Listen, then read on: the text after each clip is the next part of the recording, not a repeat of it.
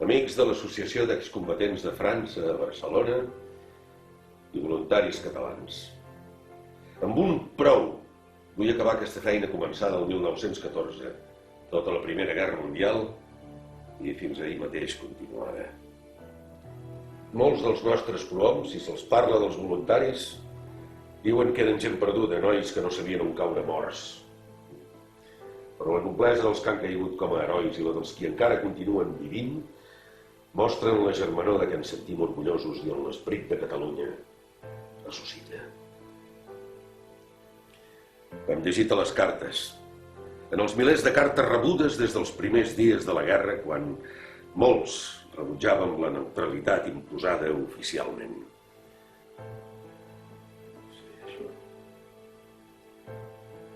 Recordo els primers dies d'aquella guerra, el més brutal que el món ha conegut. I uns quants milers de catalans vam decidir lluitar en defensa de França, de Sèrbia, de Bèlgica, de Polònia. La seva sang va córrer dolls i centenars van caure per sempre. Prou. Sí, prou, però quina aventura tan extraordinària i humana.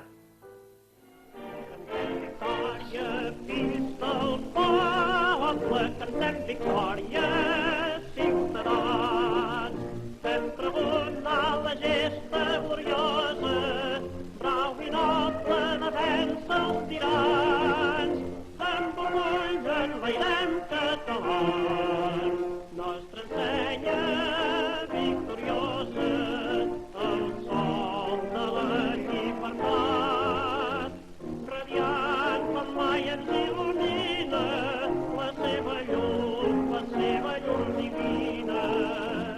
Alcem, oh catalans, el crit de llibertat, el foc sagat, com un sol cor, rugit de pau i amor.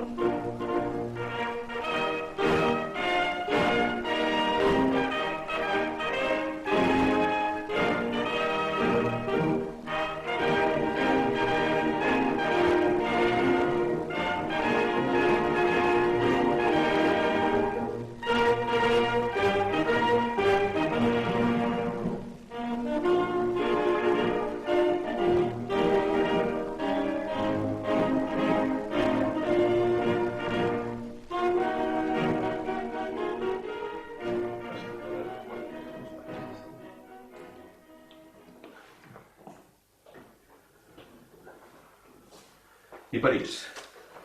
S'ha refet de la guerra? Quin caliu hi ha? I vosaltres, els voluntaris, encara us reuniu al centre català? Vull dir, el vostre grup de les trinxeres, els tranquils. Sap, doctor, han passat anys. Els companys estan decebuts. Vam lluitar pel nostre país i molts pensen que no ha servit de res. Ja. A casa nostra les coses no van bé.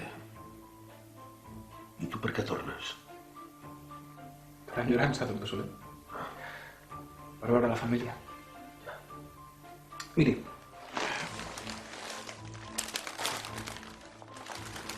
Durant anys hem guardat l'estelada amb la que vam embolcallar el cos d'en Camil Campanyà, quan el vam enterrar. I molts altres voluntaris.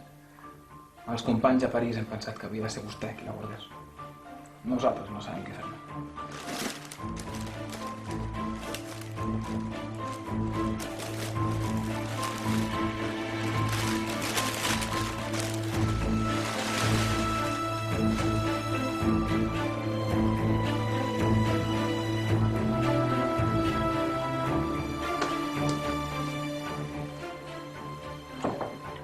Una feta molt bé.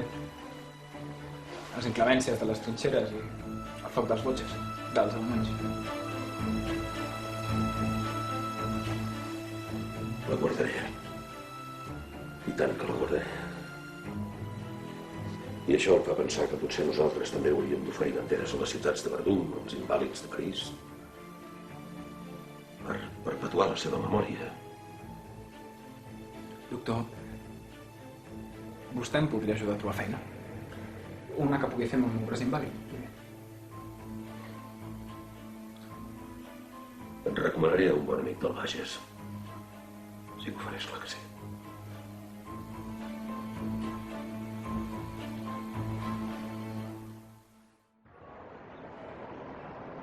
Com si fos ahir. Recordo quan vam entregar la senyera durant la manifestació de la Diada Nacional de Catalunya a 3 voluntaris en permís. El triangle blau amb l'estel solitari volà estès per primer cop en mà d'aquells braus, mentre els nacionalistes promovíem l'ajuda als catalans de la Legió Francesa i els poetes en cantaven les heroïcitats. Tots plegats contra la germanòfila neutralitat d'Espanya.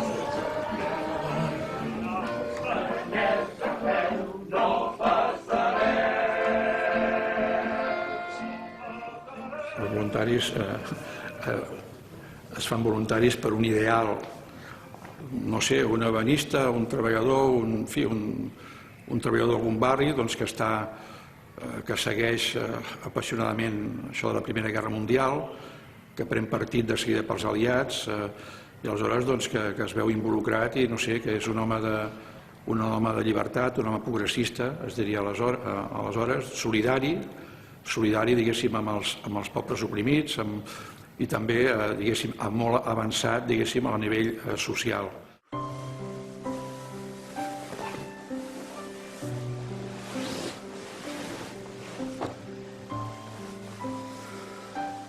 No sé. No tinc por. Però en aquesta guerra contra els alemanys hi ha molta sinceritat. No parlis. Només podria... Calla.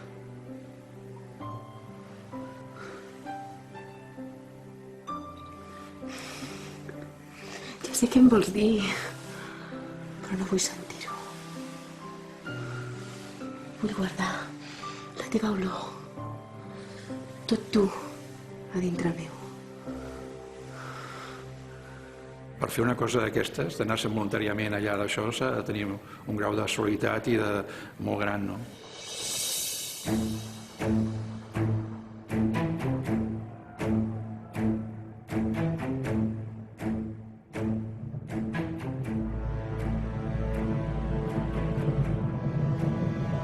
Davant les trinxeres dels nostres voluntaris s'estenia una gran plana. El centre de comandament de primera línia estava instal·lat a la granja.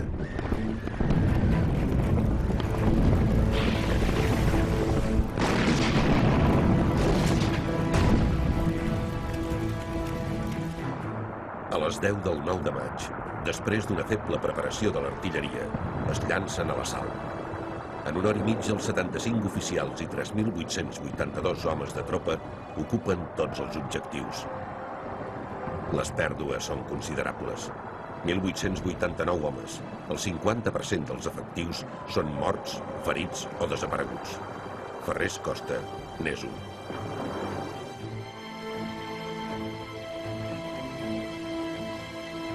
Ferrés Costa era molt jove, ros i d'ulls blaus. Fill de Sant Vicenç dels Horts i amb ànima viatgera. Havia viscut a molts països d'Europa abans que la guerra el sorprengués a París. Quan França va ser atacada i Bèlgica trossejada, va reunir altres catalans, espanyols, sud-americans i bascos. Volien formar batallons per nacionalitats. Mestre, escriptor, poeta, parlava el rus, el francès i l'anglès. Un idealista. És el primer català inscrit al registre d'escriptors mort per França.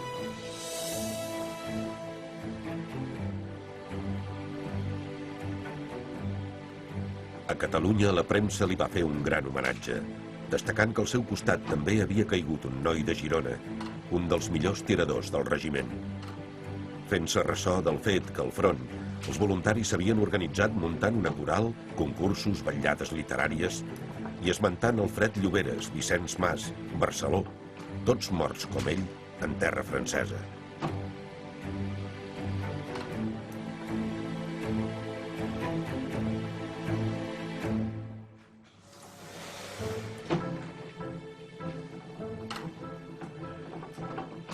La revista Ibèria destaca el vessant idealista dels voluntaris. Sobretot apareixeran noms com Ferrés Costa, com Pujolà, noms que tenyeixen la seva participació d'un ideal catalanista que és l'ideal dels homes que estan fent Ibèria. Per tant, no se'ls caricaturitzarà com a aventurers o com a mercenaris, sinó tot el contrari, com a homes polítics que fan una gesta heroica per al país, fan un sacrifici fins i tot amb la pròpia vida per la lluita del país, que és aquesta lluita per aconseguir que en la futura pau d'Europa Catalunya hi tingui un paper destacat.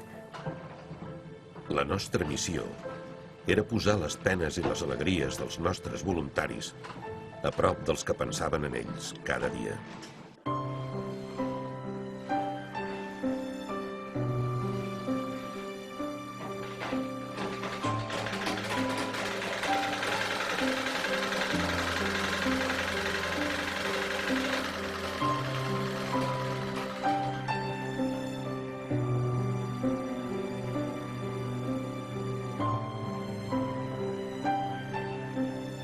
Vinga, nois, veniu a fer una foto pel diari. Tots cap aquí, sisplau.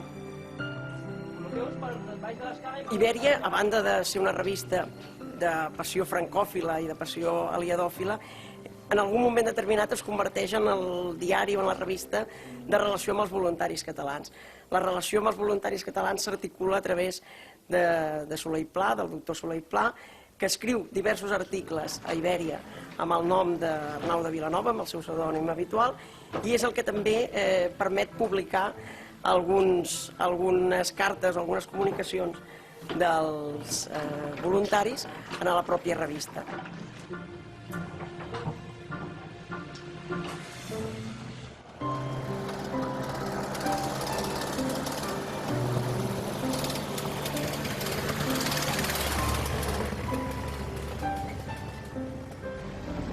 I si no tornessin?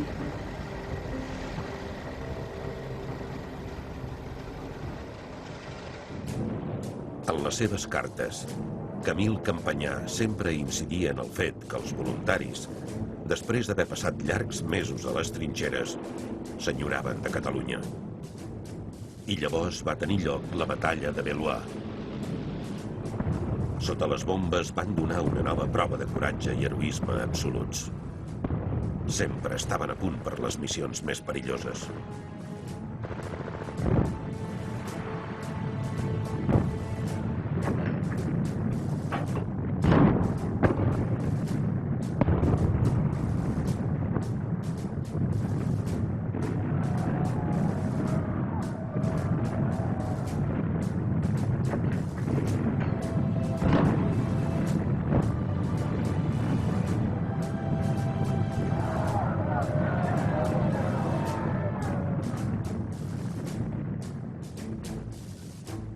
Els catalans eren voluntaris, per tant ningú els havia demanat de venir. Són ells que van decidir de venir i van caure aquí, i ni tan sols havien sentit a parlar o coneixien el nom de Bellois. Això ho trobo extraordinari. L'última carta de Camil Campanyà em va impressionar. Diu: escric a correcuita tan sols per dir-vos que dintre de poc la corneta donarà el senyal per sortir a camp lliure, per batre'ns contra els odiats i inhumans botxes. Espero fer el possible per igualar-me als meus germans catalans. Vaig descobrir que el meu avi havia estat lluitant i comandava part del batalló que va atacar Bellois el 4 de juliol de 1916, dia de la independència americana. I aquell dia va tenir lloc el famós atac per alliberar Bellois en terra. Va combatre amb el 2è batalló donant suport al batalló de l'Ensiguer, el 1è batalló pràcticament exterminat pel foc de les metralladores. I ell va donar suport al 1è batalló ja gairebé aniquilat i en una posició difícil. Van combatre tot el 4, van combatre el dia 5 de juliol i el mateix dia al vespre va caure ferit greument als 2 braços amb profundes cremades de les explosions de les granades que els disparaven per recuperar Bellois en terra i va ser evacuat a la rereguarda del front. Els habitants de Beloua mai no van voler oblidar la gesta dels voluntaris catalans. Un record que comparteixen amb el record dels combatents morts de la població. Els soldats, i sobretot els legionaris, van tenir la ferma voluntat de voler recuperar els seus morts i, per tant, d'enterrar-los en un cementiri. A l'època s'anomenaven cementiris provisionals, però això ho van fer el dia 5 o 6 de juliol, i encara estaven en plena batalla, i el 7 i 8 de juliol van haver-hi uns terribles bombardejos, i, per tant, també el cementiri provisional va ser bombardejat i destruït. Es pot dir que tots els soldats que ja havien mort una primera vegada, l'artilleria els va matar una segona vegada. A causa d'això, el 1920, quan els familiars van venir a recuperar els seus cossos, ningú no sabia del cert a qui pertanyien els ossos i esquelets. De fet, molts catalans, però també els altres legionaris, van ser enterrats en ossaris, ja que no eren identificables. Per aquí on som. A les nits el cel és roig. Els moments emocionants. En el cor nia l'esperança. En nostra pensa hi ha Catalunya. 3 dies després, alliberant Beloua, van caure una vintena de catalans. Entre ells Camil Campanyà i el seu company inseparable, Constantí Cons. Nois, s'ha acabat. Vinga, cap a la trinxera tothom. Va.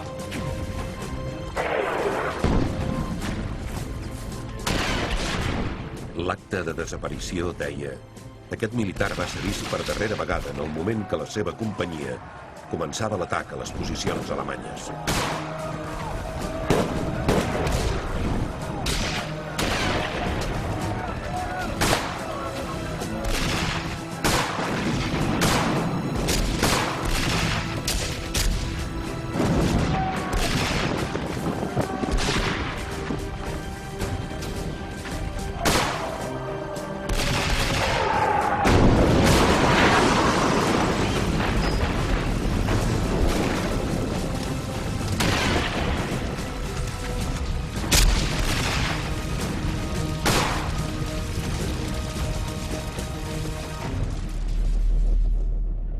El seu amic, Josep Miracle, de Valls, el va veure caure travessat per bales de metralladora, el fusell a la mà, la baioneta al canó, el cap obert, per on s'escapava la vida, i la pèrdua d'una promesa per a les lletres catalanes.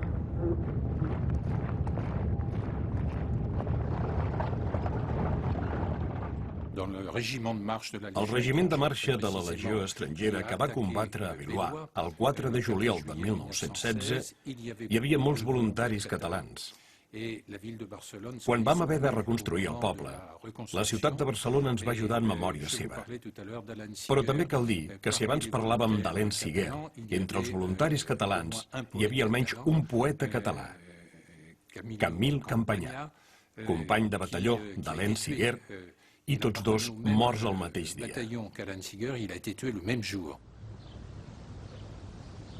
El 1920, l'Ajuntament de Barcelona va apadrinar Beloua amb la quantitat de $500.000 de francs per reconstruir l'església, l'escola i l'Ajuntament, així com per instal·lar electricitat i aigua corrent a les cases.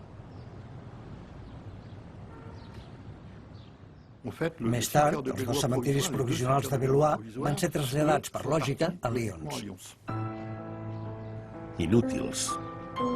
Una vegada més, tots els nostres esforços per retrobar i repatriar els cossos de Camil Campanyà i dels altres voluntaris catalans van ser inútils.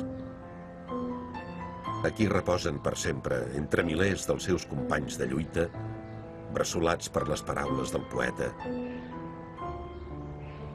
tinc una cita amb la mort sobre un pendent d'un turó batut per les bales, quan enguany la primavera tornarà i apareixeran les primeres flors.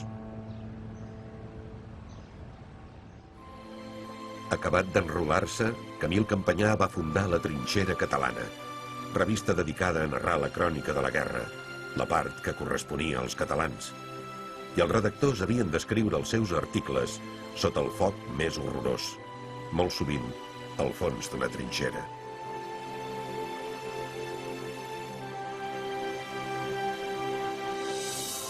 Cronista, redactor i una mica poeta. Per aquesta raó el seu nom figura al Panteó d'Homes Il·lustres de París, morts en defensa de França. Nascut a Barcelona, de bona família, ja de ben jove militava defensant la llengua i la identitat catalanes. Per les mateixes raons també hi té gravat el seu nom el voluntari Josep Vidal i Cerdà.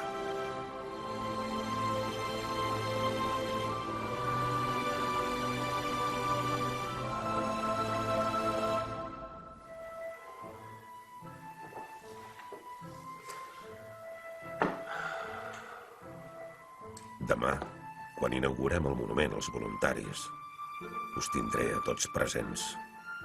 A tots. Però els records reunits d'aquells anys de treball profús i de lluita acarnissada són el millor homenatge que jo us podia fer.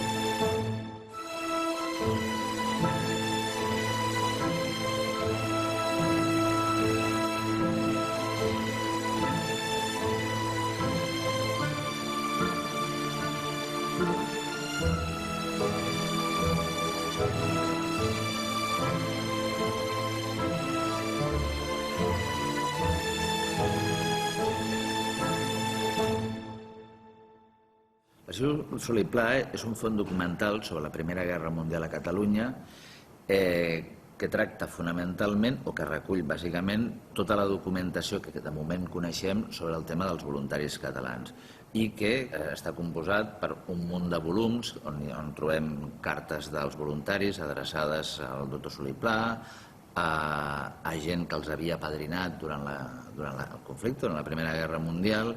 Clar, la mesura que va generar moltes despeses, moviment de paquets, regals, productes, doncs llibres de factures, sempre en benefici dels voluntaris catalans. El doctor Solé i Pla controlava un grapat molt important de voluntaris, però probablement no tots. I a més hi ha el problema que els arxius de la Legió Estrangera, a Aubany, a França, doncs no estan consultables, de tal manera que no es pot, per dir-ho manera, fer una comparació del que va controlar el doctor Solé i Pla amb el que realment eren les fonts oficials de l'exèrcit francès.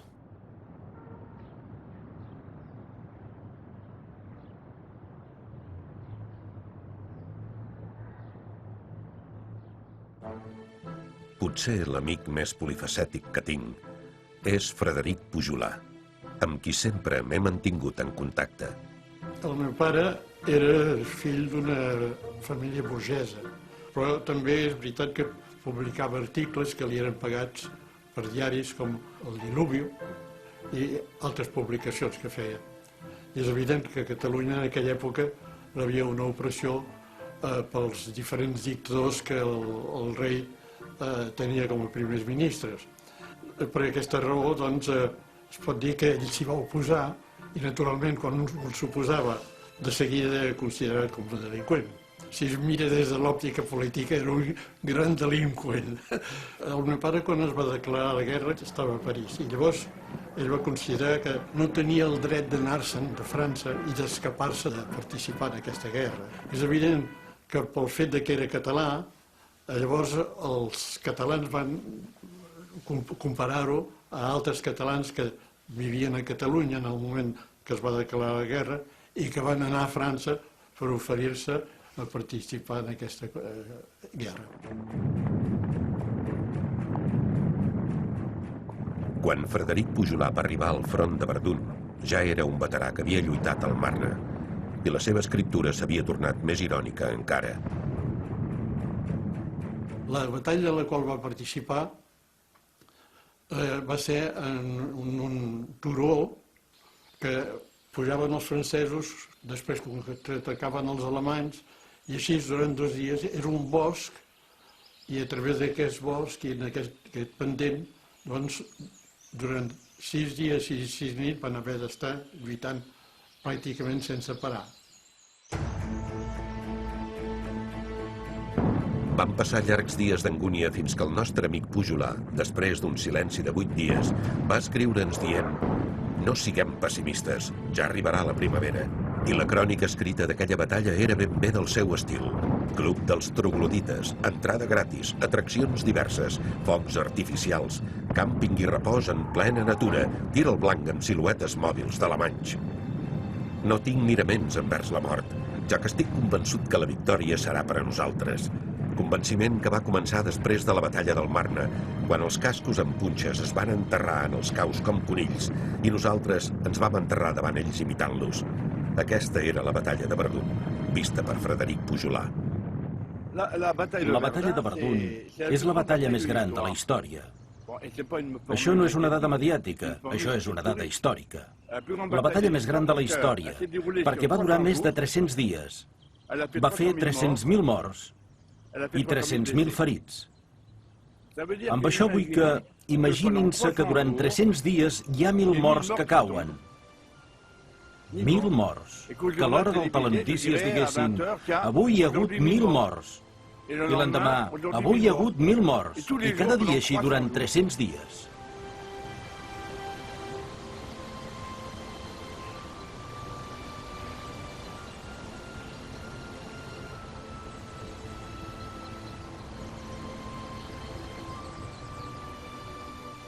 Pràcticament tots els exèrcits francesos van lluitar a Verdun. La legió hi va combatre el 1917, és a dir, durant la segona batalla de Verdun, amb el cèlebre tinent coronel que comandava el Remelé, el regiment de marxa de la legió estrangera, un regiment de 3.000 homes. Aquest famós tinent coronel era el tinent coronel Rollet, i la legió va lluitar al turó Mort d'Home i a la cota 304.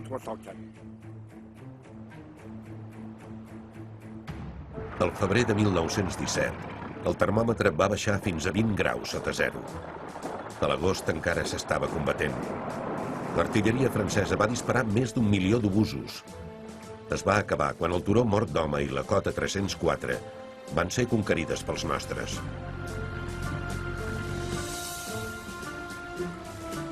Als peus del riu Meuse hi ha l'únic monument de la ciutat que va quedar dempeus després de la terrible batalla.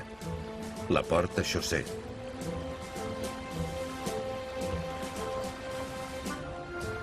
Verdun va inscriure la seva insígnia: no passareu.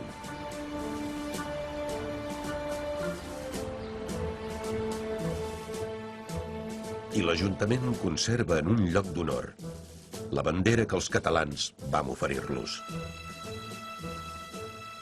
Com també la medalla atorgada als catalans, que es van distingir combatent en el primer regiment de marxa de la legió estrangera. Aquesta va ser atorgada a títol pòstum al voluntari Domínguez i oferta a la vila pel seu pare. Són quasi 20 anys de la meva vida dedicats als voluntaris. Però m'adono que no ha estat en va, amb el sentiment que milers i milers de catalans ens han acompanyat i encoratjat. I els nostres poetes encara canten les gestes dels voluntaris com potser ningú la sap cantar. En Soler Pla era metge, i era conegut no com el Joan Soler Pla, sinó com el doctor Soler Pla, i era un personatge peculiar, diguem, a la Barcelona de començaments de segle. Era un personatge que era un modernista, per dir-ho d'alguna manera, a l'època del noucentisme. Per tant, quan, per exemple, les barbes havien passat de moda, doncs ell duia la seva barba, duia el seu barret, la seva capa, etc. Era un personatge que es feia notar a la Barcelona de l'època i a les tertúlies del moment. Era un també dels primers separatistes, podríem dir, dels primers catalanistes intransigents. Era íntim amic de l'Àngel Guimerà i d'en Pere Aldebert, també, i era també íntim de Macià. A mi em feia molt respecte. M'estimava moltíssim perquè jo he sigut filla única i neta única. I era la nineta dels seus ulls, però no ho demostrava mai. La idea del viatge és el govern francès. És a dir, amb ells el que els interessa sobretot és aconseguir el suport espanyol a la seva causa doncs el que fan és organitzar un viatge a Perpinyà, un viatge on participen intel·lectuals, l'Àngel Guimerà, Pompeu Fabra, Santiago Rossinyol. El que fan és visitar diferents hospitals i al veure els soldats, com a metge, doncs prenen molta consciència també de l'horror de la guerra. L'exèrcit francès va haver d'organitzar 10.000 hospitals militars provisionals per afrontar els grans contingents de ferits. Els transportables eren els que arribaven a Perpinyà i, quan era possible, els nostres voluntaris convalescents també. El que més hi havia eren ferits afectats de fractures a les cames, provocades per fragments de metralla. Molts soldats hi deixaven el record de la seva estada.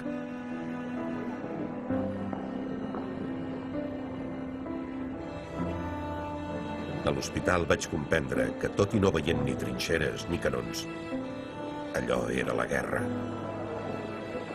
Però l'espectacle tràgic eren els homes en edat militar, afectats per alguna incapacitat, demanant un uniforme i un fusell.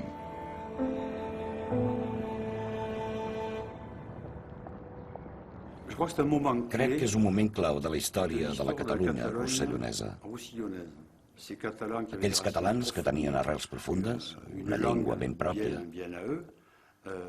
encara que minoritzada a l'època, van esdevenir francesos. El patriotisme francès va envair, va inundar completament tot el Rosselló.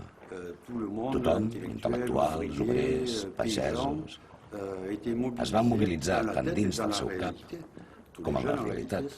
Tots aquells joves van marxar, es deia, amb la flor al fusell.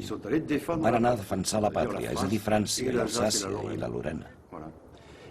Va ser així. I això ho confirmen les cròniques de guerra que va escriure i publicar el meu pare en un petit llibre que s'anomena Guerra i Armistici, en el qual narra l'entusiasme de tots els joves catalans de Perpinyà i de tot el país que van córrer cap a les oficines de reclutament per enrolar-se.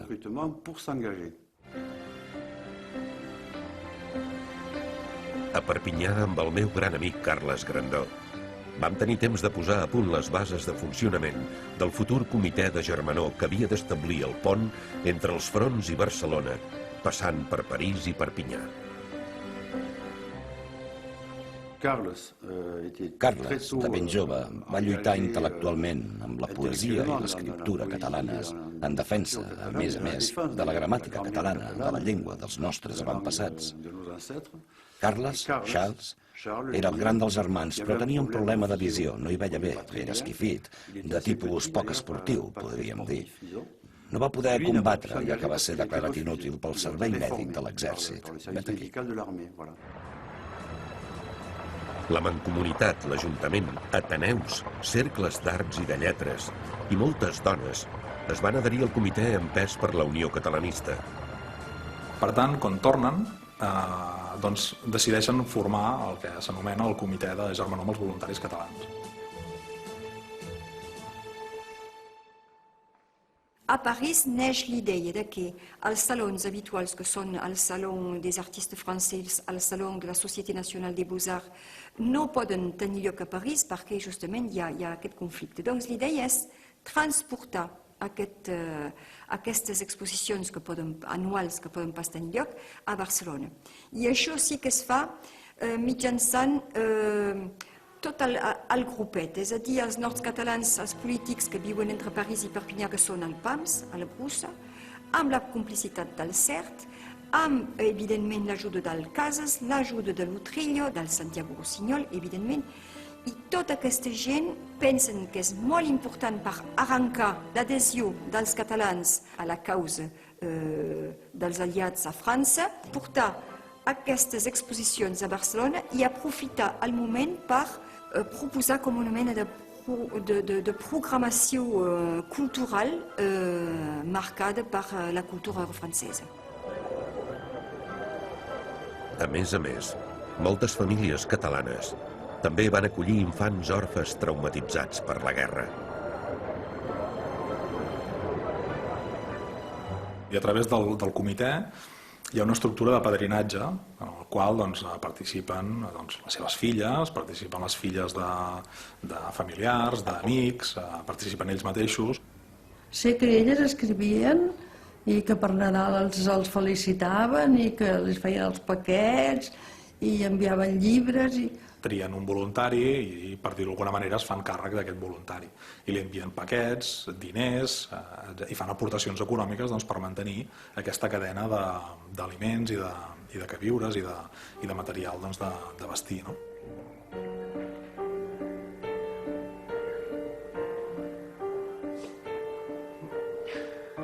Núria, ja has escrit el teu voluntari? No, pare, perquè no sé què li he de dir. Doncs digue-li que no es deixi enxampar per l'enemic i que corri molt. Jo no li diria això, jo li demanaria que es cuidés i que es protegís. No, doncs això està molt bé.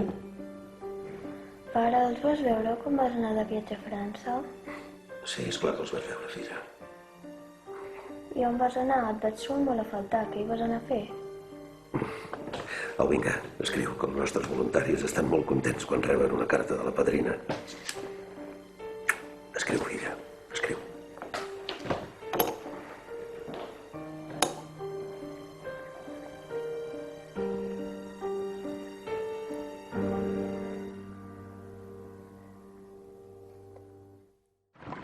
El 4 de desembre de 1917, un grup de catalans convidats pel govern francès vam arribar al front.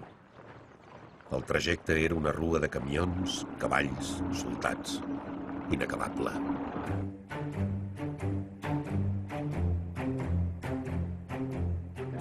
L'amic Romà Jorí en va fer la crònica a Ibèria. Reims, primer objectiu. Reims, una ciutat en ruïnes. De la mutilada catedral pels obusos alemanys, només en queda l'esquelet mullat per la pluja, protegit amb sacs de sorra gairebé inútils. Els canons tronen incessants, ja que estem a poc menys de 1.500 metres de la línia de foc. També en López va fer-ne la crònica a l'esquella de la Torratxa. Vam entrar a la catedral, predilecte blanc dels alemanys. Arreu, vidres esmicolats, estàtues mutilades, altars destrossats i campanes caigudes. Davant tanta desolació costa creure que pugui existir al món un sol catòlic germanòfil.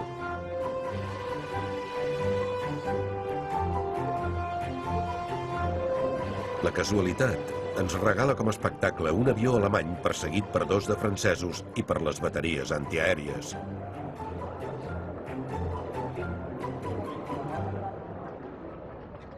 També, gràcies a la casualitat, vaig tenir noves de Frederic Pujolà, que en aquell moment era molt a prop de nosaltres. Al meu pare no li agradava gens el haver de matar a d'altres persones. Com que ell coneixia el sistema Morse, va saber que estaven buscant telegrafistes i ell es va proposar com a telegrafista i llavors va ser acceptat. El telegrafista havia d'acompanyar el capità del regiment. El capità del regiment estava a primera línia amb els soldats i tenia d'estar al costat del capità per enviar els missatges.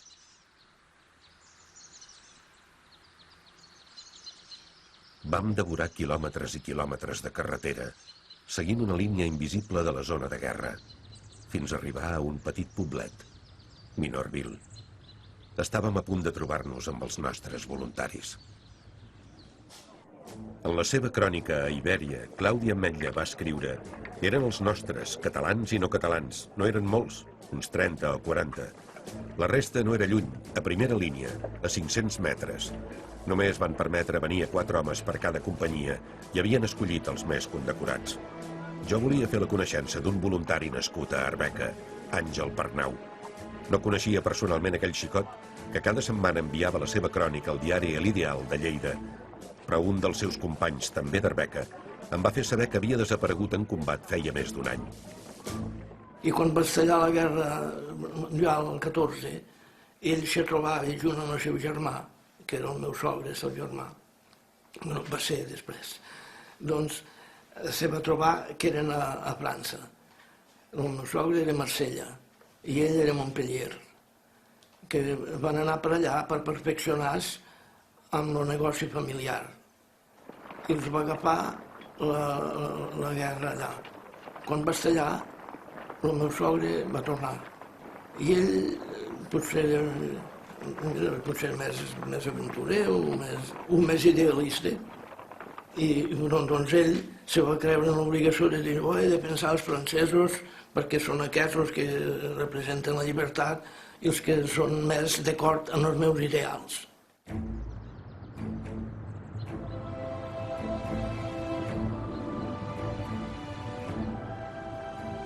Àngel Pernau mai no va deixar d'enviar les seves cròniques setmanals, detallant avenços i retrocessos, penalitats i heroisme.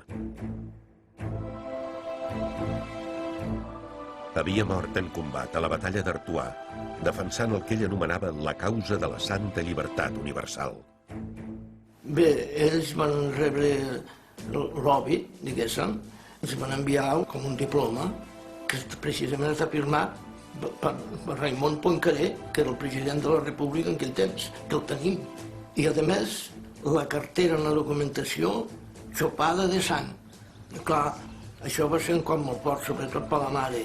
I només tenir la dèria d'anar molt encapdalt al turó d'un castell per veure els Pirineus, que dalt del castell s'hi veuen els Pirineus. Només la mirada cap a França, allà on reposaven els restos del seu fill.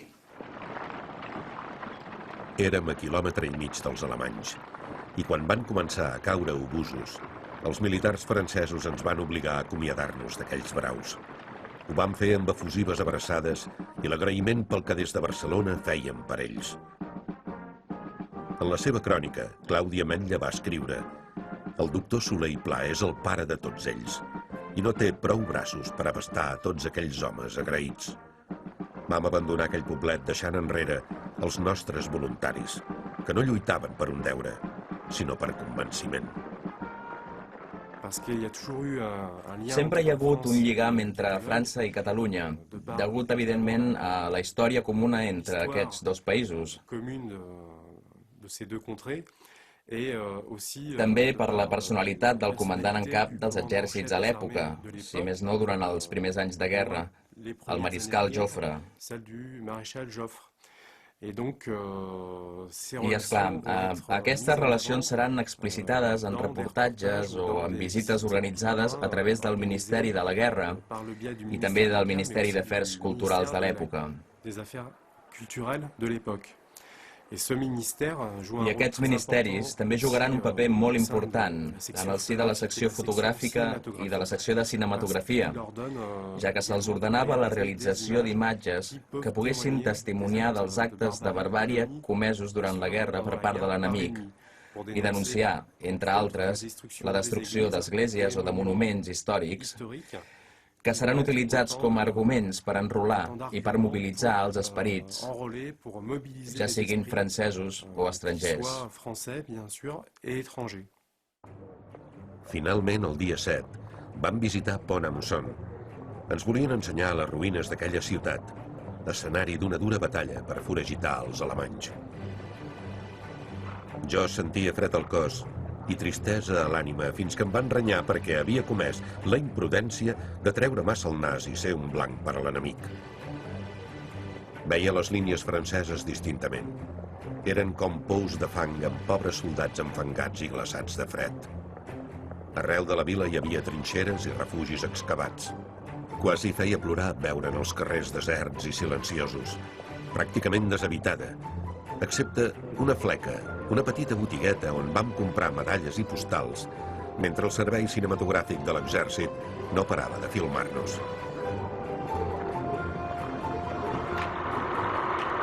Bé, de la producció d'imatges fílmiques de l'època hi ha 2.000 pel·lícules amb una durada molt variable. Tenim 2.000 bobines de pel·lícules, però les durades poden ser de 5 minuts, de 10 minuts o d'una hora en algun muntatge. Per tant, tenim a la vegada els originals de càmera conservats en el seu estat original i els muntats, ja que per les necessitats de l'època es tallaven les pel·lícules per fer nous muntatges amb els elements que es necessitaven. I sobretot es poden mostrar les coses que passen al front, ja que els fotògrafs i els càmeres són militars i, per tant, poden anar fins a primera línia. Sota un fred sec i estimulant, vam visitar el fort de Souville, situat a la primera línia de defensa francesa. Els alemanys havien fracassat en tots els seus intents per apoderar-se'n. Ho havien pagat durament.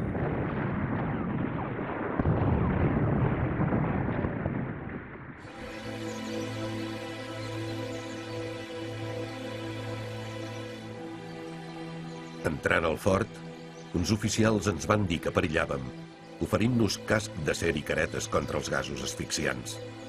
Artefactes que ens vam haver de posar tot i no saber si era juguesca o realitat. Entre els companys hi havia qui recollia una baioneta, bales, trossos d'obús. Jo vaig voler emportar-me un grapat de terra, en homenatge als milers d'homes que hi havien deixat la vida.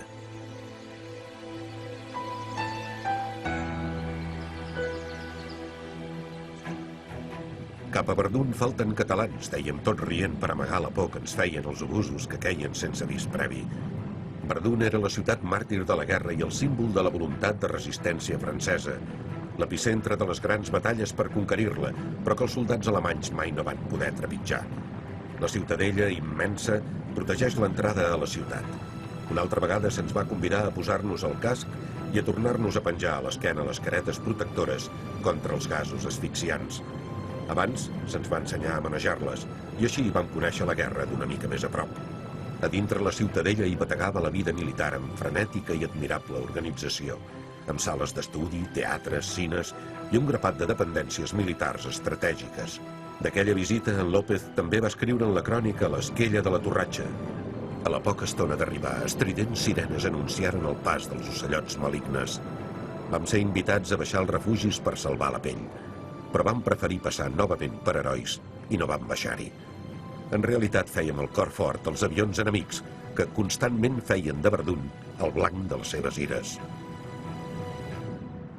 Ja a París, vaig anar a demanar una còpia de les filmacions al Servei Cinematogràfic de l'Exèrcit. Efectivament, en els arxius conservats a l'SPAD relacionats amb la Primera Guerra Mundial tenim algunes imatges, només alguns fragments, malauradament. Però aquestes imatges són molt importants per la seva qualitat i sobretot pel contingut que ens mostren. Efectivament, mostren aquells voluntaris catalans que van venir a lluitar al costat de l'exèrcit francès enrolats a la Legió estrangera quan aquests combatents es reuneixen. Per exemple, a París, tenim un reportatge on els veiem reunits amb els membres d'una delegació catalana que ha vingut a França per visitar els fronts.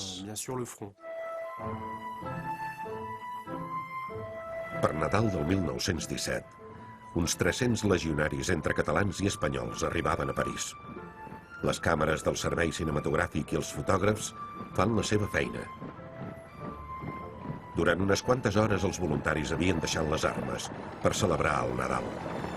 Era un banquet organitzat pel Centre Català de París, una iniciativa del seu president, l'amic Pere Balmanya. A més del bon menjar, ben aviat van haver-hi els discursos habituals de tribut d'admiració a l'invencible primer regiment de la Legió que havia guanyat més condecoracions i medalles que cap altre cos. A la sortida, els voluntaris catalans es van ajuntar amb Josep Clarà i amb Manuel Brus, el nostre diputat a França.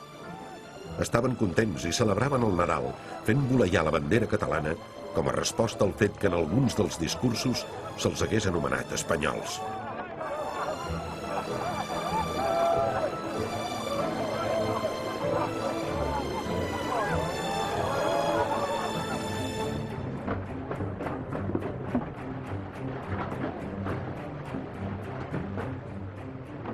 Abans de marxar de París, juntament amb Pere Balmanya, havíem revisat tota la organització i distribució dels centenars de paquets que ja estàvem preparant a Barcelona.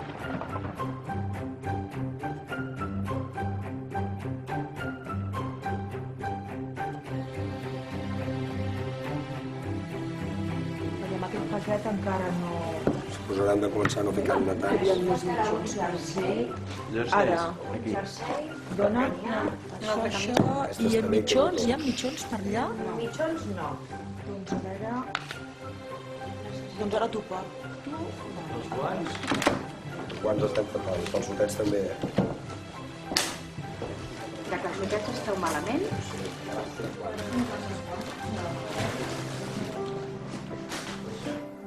Mesdames, Messieurs, bonjour. J'ai l'honneur de vous présenter Apollinaire, volontaire catalan en permission. Bon dia. Bon dia. Em dic Apolinar Lisà i estic de permís a Barcelona. Vull dir-vos important que és per nosaltres rebre tots aquests paquets que esteu fent contínuament. Gràcies. Jo he fet la batalla dels Dardanels, l'horrible lluita contra uns enemics nombrosos i ben armats. He fet la retirada a Bulgària, el meu regiment de la legió francesa aguantant tot el pes de l'enemic, resguardant convois, artilleria, aguantant l'embestida dels alemanys, austríacs i búlgars cruels sense quasi menjar, i havent d'abandonar els nostres morts i ferits. He vist morir a molts catalans, companys meus, però ja que he tornat, m'agradaria llegir unes cartes que m'han donat per vosaltres. Que bé. Dels que lluiten a França. Llegeix.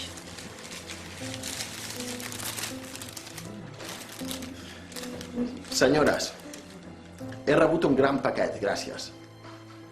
Estava a la trinxera de primera línia quan em criden pel paquet. 5 mocadors, una barretina, 4 parells de mitjons, una pipa, una bufanda, una bandera, un llibre història dels moviments nacionalistes, sardines, xocolata, cures per ferides, fil i agulles, sabó de bona olor, papers i sobres, llumins i una bota més buida i pensida. Pere Llença.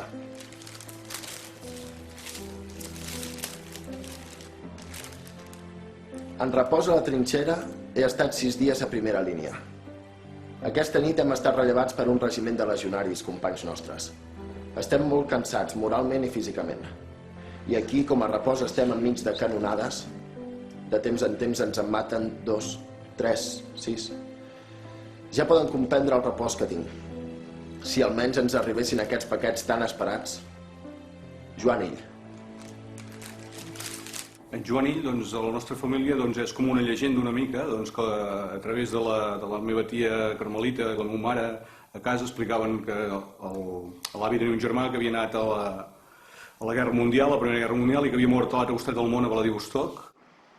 Sembla que per aquí a Brunyoles hi havia hagut un cert moviment com una cosa com un requeter, i era una persona força trapella que es posava en coses una mica de polítiques. També parlen de que havia estirat una bandera, no sé si era la catalana o l'espanyola, però que estava posat, que era un noi amb unes inquietuds una mica posades en ambients polítics, no? Ill, català, petit, brau. Un jovenet que va fer de cambrer a Perpinyà. El 9 de juny a Artois era un dels que van apoderar-se de la Target, on uns companys van veure'l batent-se a cops de crossa i baioneta contra uns quants alemanys alts i forts. En la seva darrera carta deia: «D'aquí 5 minuts emprenem una marxa de 40 quilòmetres». En Francesc Muñoz em va escriure dient que havia desertat.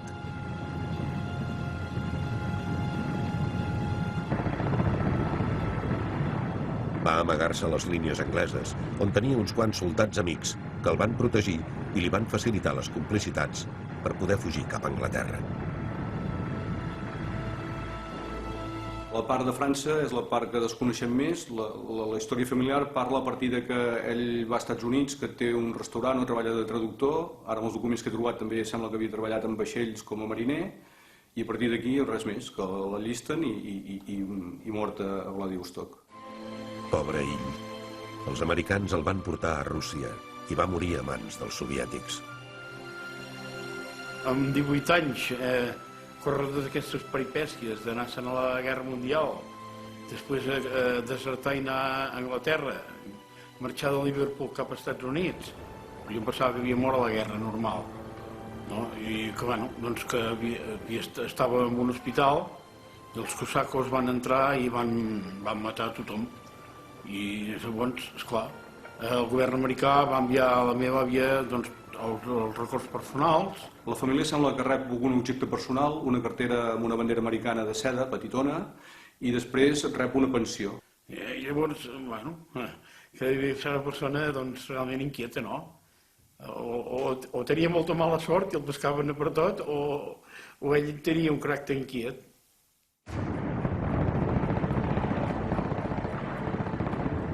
En aquella guerra, Els alemanys innovaven contínuament en l'art de matar. Mortíferes noves màquines, gasos tòxics, llançaflames, franctiradors. Josep Codina havia marxat de Barcelona, cansat del tracte irrespectuós dels patrons catalans envers els obrers. Una vegada a París, assabentat del martiri que els alemanys infligien als belgues, es va presentar de voluntari. Va haver d'esperar-se, però, fins que va complir els 20 anys per poder formar part de la Legió estrangera. Va entrar al 2è batalló.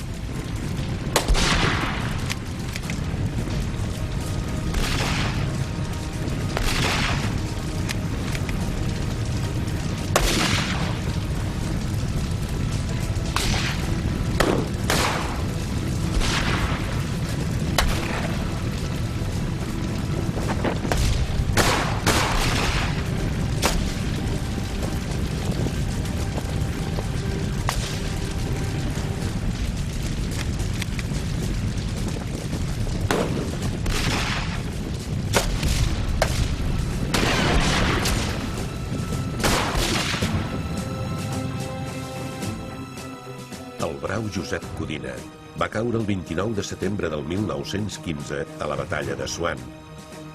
Va morir de resultes de la ferida provocada per un tret alemany.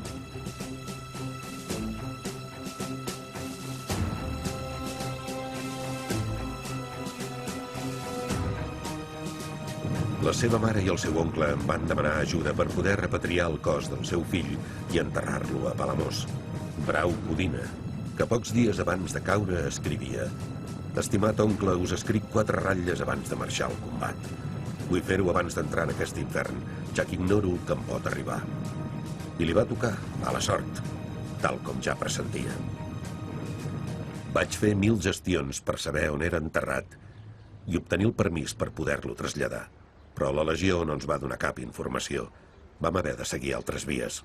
Aquí vostès són el Servei Històric de la Defensa, que conserva els arxius del Ministeri de Guerra i del Ministeri de Defensa des de principis del segle XVII fins avui. Poden consultar conjuntament els fons dels 3 exèrcits, el de la Marina, el de l'Exèrcit de l'Aire i el de l'Exèrcit de Terra. Hi ha 2 maneres de retrobar un individu: consultant el seu dossier individual, però llavors cal que sigui un oficial, o bé, si es tracta d'un home de tropa, trobaran el seu recorregut als diaris de marxa, on hi ha les operacions de la unitat en la qual va combatre. Primer havíem de trobar i poder consultar el diari de marxa d'operacions de la seva unitat, el 2è batalló de la Legió estrangera, i veure si hi constava el 29 de setembre del 1915, dia de la mort.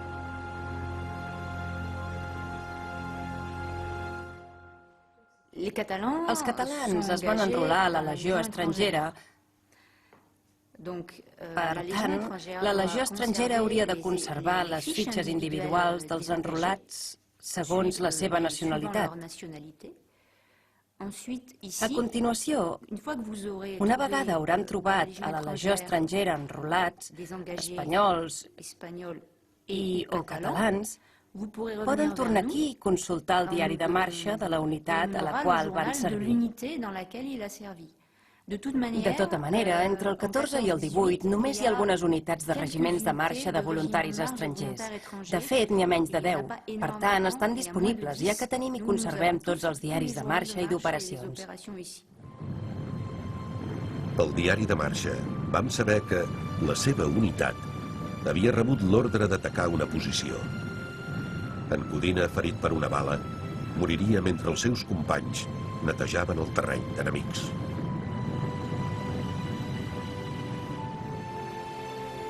Per la informació obtinguda al diari de marxa, vam saber que podia ser a la necròpolis de Soissons.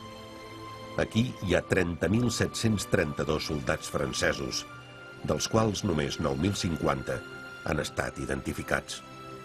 Al centre hi ha 8 ossaris. Cada ossari té una estela amb els noms dels soldats enterrats que han pogut ser identificats. Josep Codina havia estat enterrat a l'ossari número 1, juntament amb 1.192 soldats més. Malgrat tots els esforços conjugats, no es va aconseguir que les despulles de Josep Codina tornessin mai a Catalunya.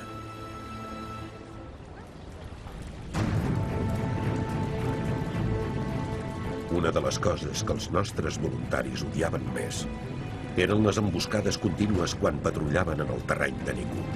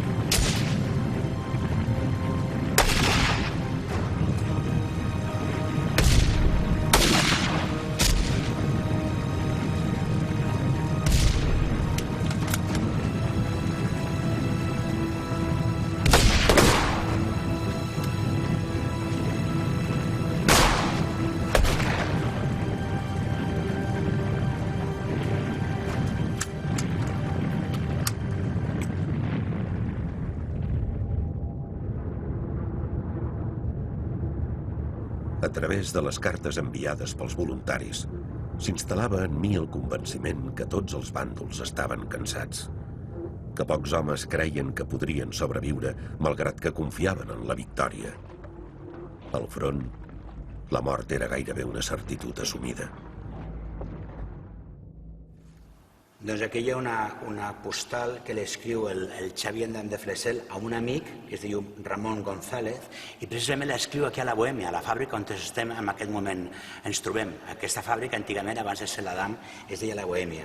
I li diu, això és el 29 del 12 del 14, li diu: «Cuánto agradezco tu obsequio, este noble acto me permite hacerme cargo de los amigos que me aprecian y que se acuerdan de mí si tengo la suerte de volver. Farem la bomba», diu, i jo com a director. Jo crec que vivien bastant malament. Jo crec que anaven fent i suposo que a mesura que van anar avançant i anaven més bé, anaven portant més família. I per això van vindre tots aquests, que em sembla que eren 8. 7 o 8 em sembla que eren de família d'Adam. El pare del Xavier de Flessel, el Xavier d'Amgení, i el seu tio, és a dir, el meu besavi, el Josep d'Amgení, van fugir de les guerres franco-prussianes, de la seva estimada terra d'Alsàcia. Ells vivien en un poble que es deia Selestat. I van fugir, van venir a Barcelona com refugiats, pràcticament. Les germanes, que eren 3, van néixer, jo crec, a Alsàcia. I jo crec que, per lo que he vist a les fotos, van néixer a Selestat. Era molt de Barcelona, ell va néixer a Barcelona i per tant la seva estimada terra. De fet, ja, com he explicat abans, en una de les cartes diu: tornaré i farem la bomba, ho diu en català. És una persona molt barcelonina, molt estimat de Barcelona, havia treballat a la fàbrica de cervesa, igual que va ser el seu pare, igual que va ser el seu tio. Cada vegada que un dels nostres queia em sentia desgraciat. El 19 de setembre del 1915 va ser Xavier Dam, un barceloní amb cognom popular. Del seu últim combat, els diaris van escriure en l'elegia i la mort heroica, ressaltant a la joventut.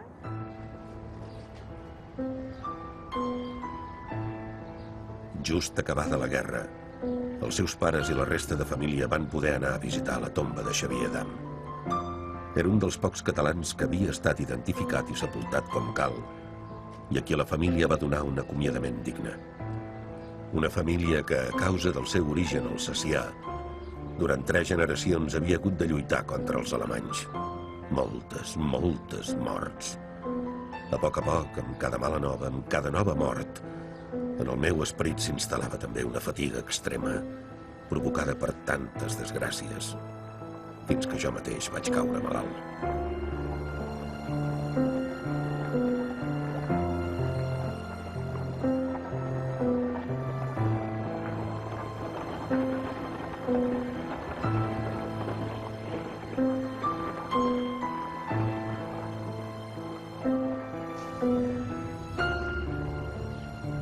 Aquella sagnant mortaldat, sí, massa morts, que van acabar provocant l'automutilació de molts soldats, malgrat el perill de ser descoberts i sancionats.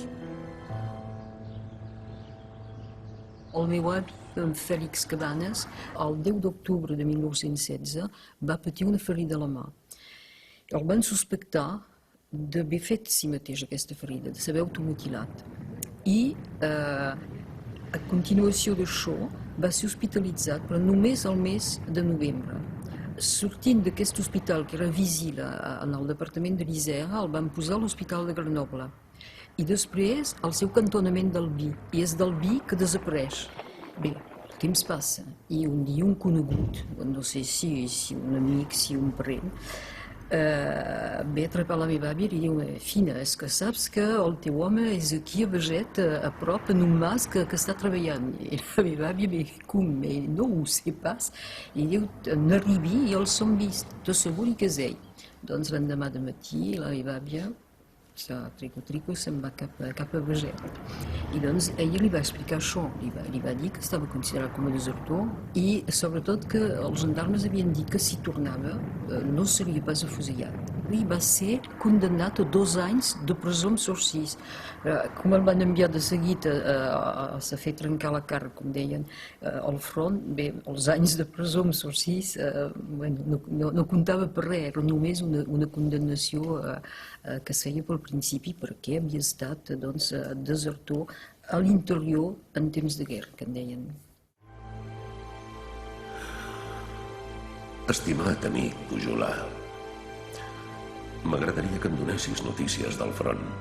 Les notícies que arriben són que els soldats s'han amotinat, que hi ha hagut 49 afusellaments. A un cert moment, els soldats francesos i els soldats alemanys van començar a pensar que per què lluitaven? No eren enemics personalment. Els que eren enemics eren els que governaven els països. Van decidir que ja no volien combatre més, perquè era absurd. Els alemanys van matar tots els oficials. Els francesos van fer presoners els oficials. Van enviar una delegació de 6 persones, crec, al quartel general. El que va passar és que els van agafar i els van fusellar allà mateix. Quan el regiment va saber això, es va formar tot el regiment i van començar a marxar cap al quartel general. I es van trobar a mig camí rodejats per senegalesos amb ametralladores.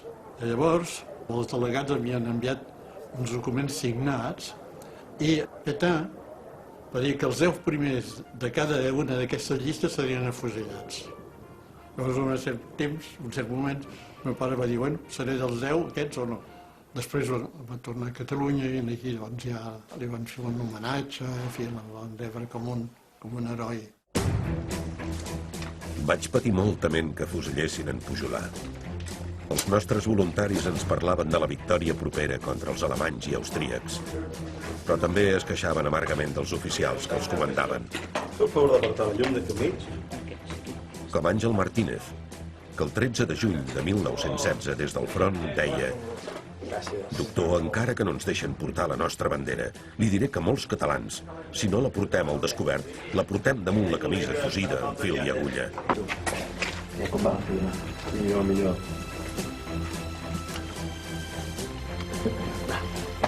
Gràcies. Què, nois, com va el sopar? Ja queda menys. Perfecte, què estàs cuinant? Hosti, quins fesols. Són com els de la meva mare.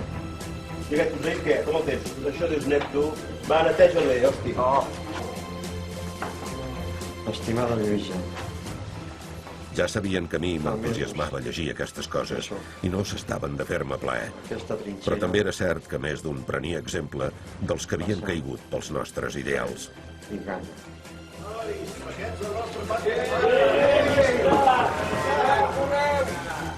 Aquest és per en Prat. Som-hi. Thomas, aquest és per tu. Thomas, vine aquí. El mateix Àngel Martínez, el 12 de juliol de 1916, escrivia: «Li diré que, seguint l'exemple del nostre amic Campanyà, he portat fins ara la bandera catalana al damunt del cor. Puc dir que he estat ferit sense abandonar la noble insígnia de la nostra estimada pàtria. Visca sempre Catalunya».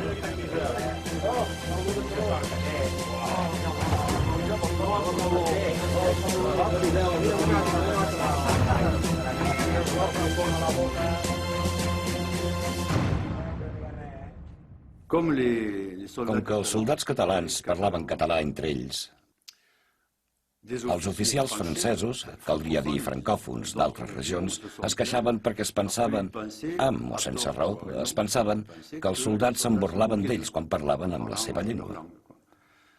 I esclar, van ploure càstigs contra els soldats que parlaven en català. Llavors el meu pare i altres companys van escriure una espècie de petició. Una vegada escrita la van enviar al mariscal Joffre. El mariscal Joffre era el gran cap militar, el vencedor de la batalla del Marne, i li van dir que hi havia catalans sancionats per parlar la seva llengua. Bé, no conec exactament la resposta, però sé, segons que el meu pare em va explicar, que les persecucions contra els catalans que parlaven català entre ells van cessar immediatament. Per tant, estic convençut que Joffre va intervenir-hi, ja que Joffre era un català convençut. Carles Grandó sempre deia: el nostre Joffre els ha salvat França, però alhora també ens fèiem ressò de les moltes crítiques que rebia per la manera com havia conduït la guerra, provocant aquell gran nombre de pèrdues en vides humanes.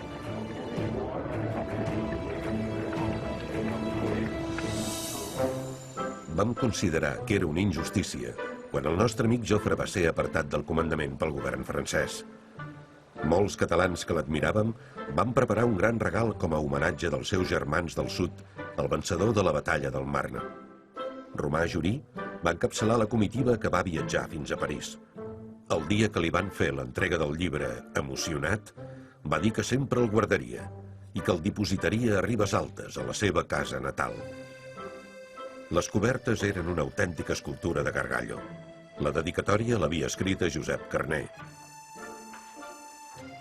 Els primers fulls eren l'obra dels germans Llimona, de Santiago Rossinyol, de Francesc Vayreda, de Clarà, de Domingo Carles i molts altres artistes i poetes que van imprimir-hi la seva visió de la guerra vista des del nostre costat.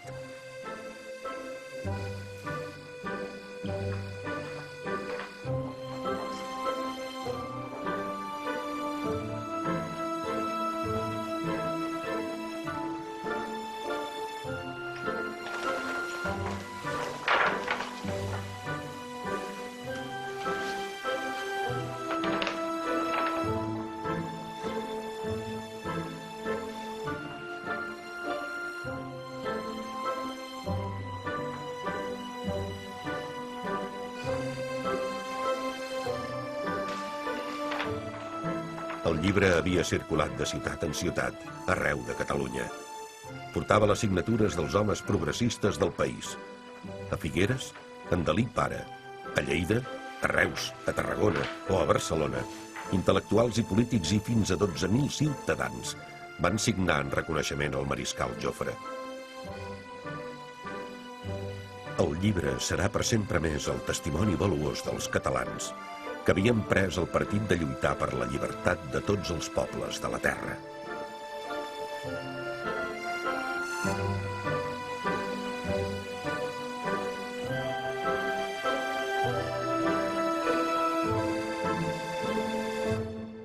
La qüestió catalana s'internacionalitza molt més del que s'havia fet fins ara. És a dir, per exemple, al War Cabinet britànic es podia trobar un membre que deia a la fi de 1918 que és curiós que el president Wilson ara és l'ídol dels socialistes radicals francesos, dels Sinn Féin els irlandesos i dels separatistes catalans. Doncs allò vol dir que sabia que existia. Estimat amic Josep Costanyer, ara s'acosta el moment de la pau definitiva al món. Ara és el moment d'enviar una delegació catalana a París. Jo hauria d'anar-hi, però estic malalt. Amic Josep, l'has d'encapçalar tu per mi. Ja has d'anar tu, ja que a causa de la meva operació sóc un convalescent. Escriu a París al Comitè Nacional Català i que ells preparin la vostra arribada mentre nosaltres, des d'aquí, redactarem els documents que lliurarem al president Wilson dels Estats Units. Tothom va adherir-se a la nostra iniciativa, des de les més cabdals entitats catalanes fins a mares i esposes dels caiguts. Aquesta és l'única oportunitat que tenim que el món ens reconegui com a poble.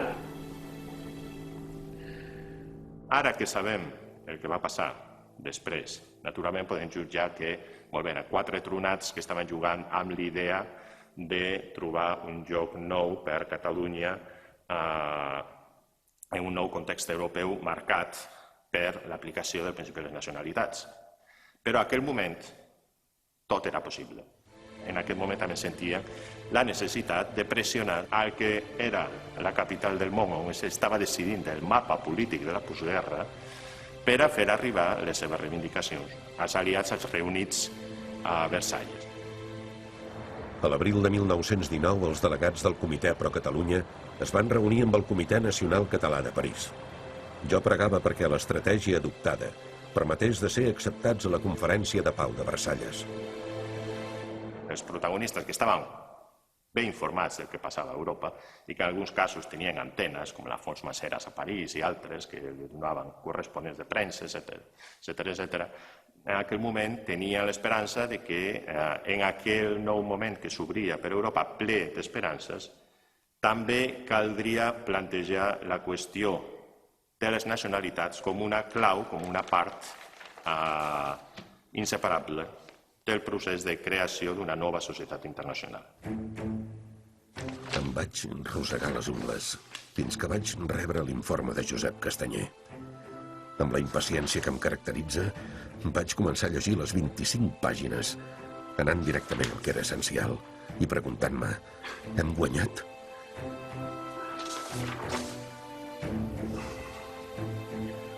Fou el matí del 17 d'abril quan ens van presentar l'edifici sumptuós del Ministeri de Negocis Estrangers de França, un on actualment es reuneixen els delegats de les nacions en magna conferència de pau.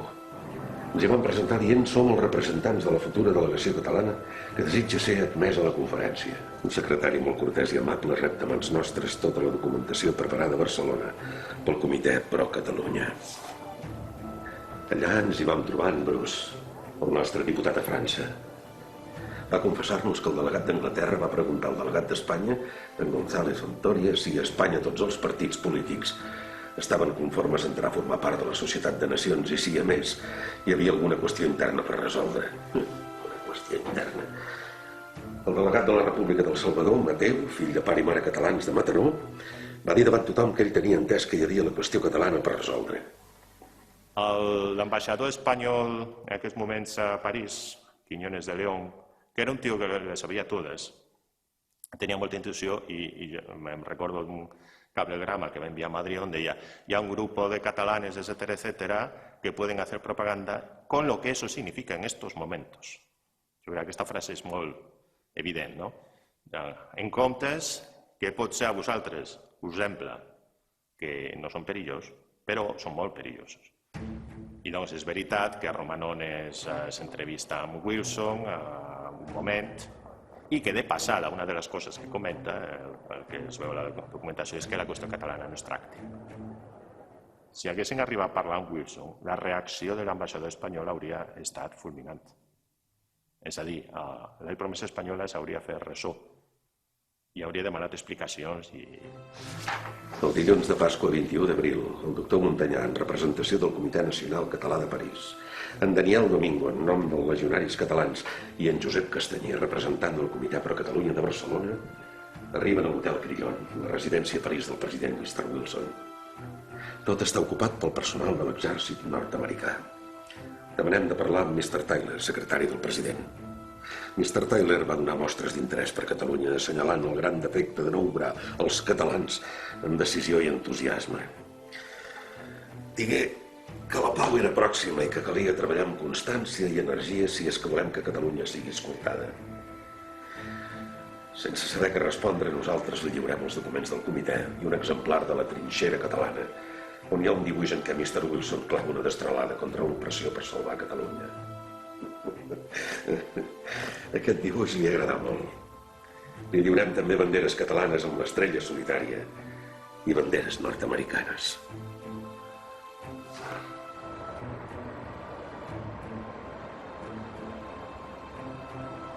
Vaig insistir molt perquè la nostra delegació es reunís amb el president Wilson.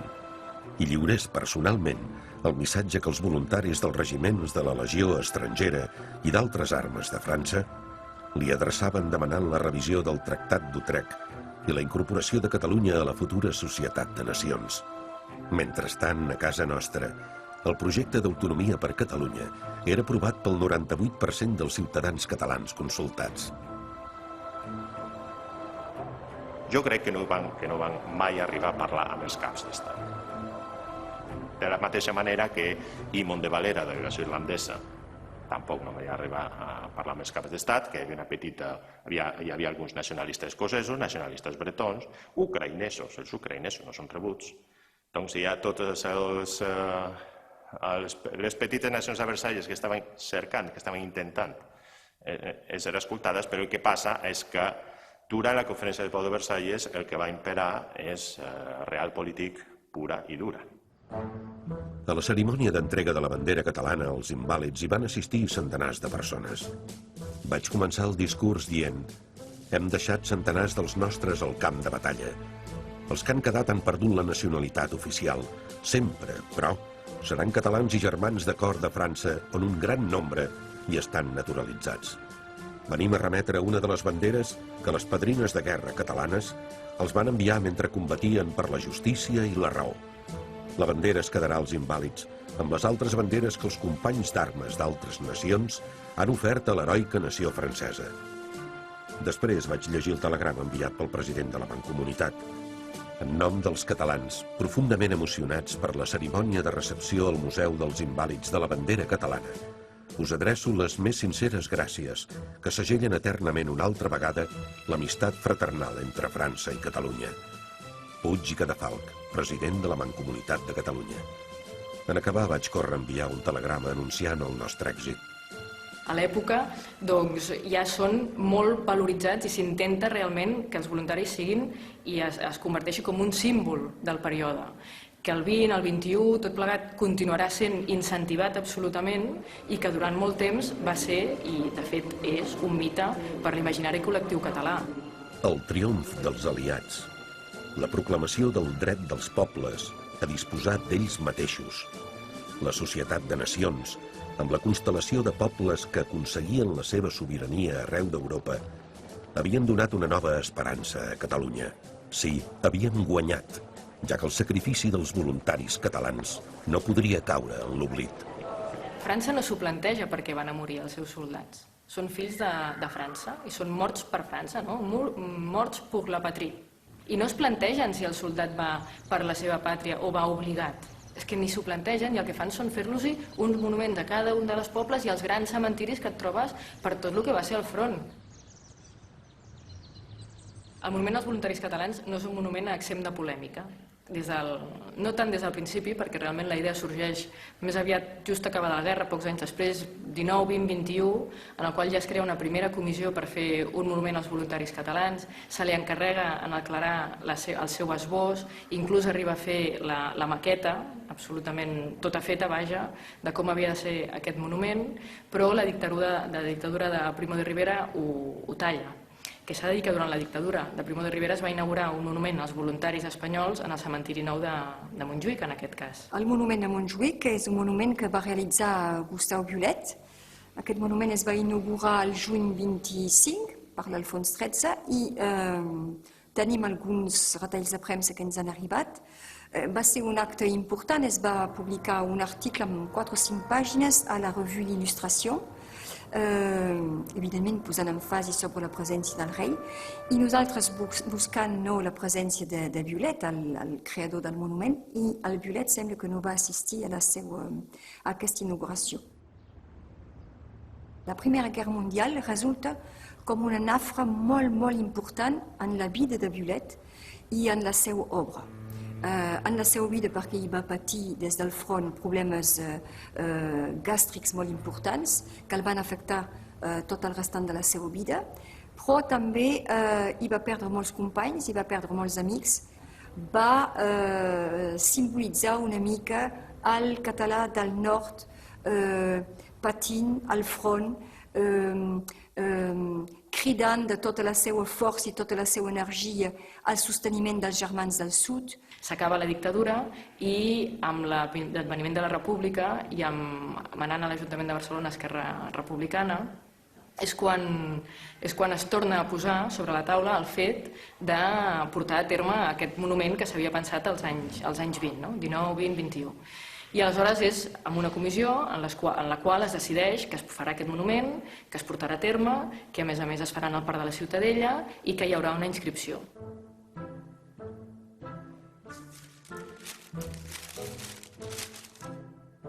$70.000 pessetes.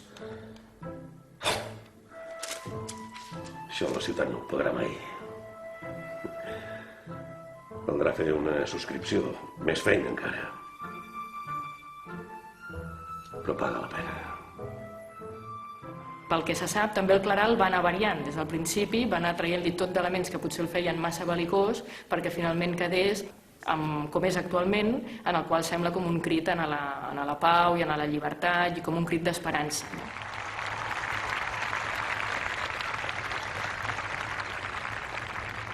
Amics de l'Associació de les Competents de França, de Barcelona i voluntaris catalans. Són quasi 20 anys de la meva vida dedicats als voluntaris. Però m'adono que no ha estat en va. Recordo els primers dies d'aquella guerra. La més brutal que el món ha conegut mai. I uns quants milers de catalans van decidir lluitar en defensa de França, de Sèrbia, de Bèlgica, de Polònia. La seva sang va córrer a dolls i centenars van caure per sempre. Prou. Sí. Però quina aventura tan extraordinària.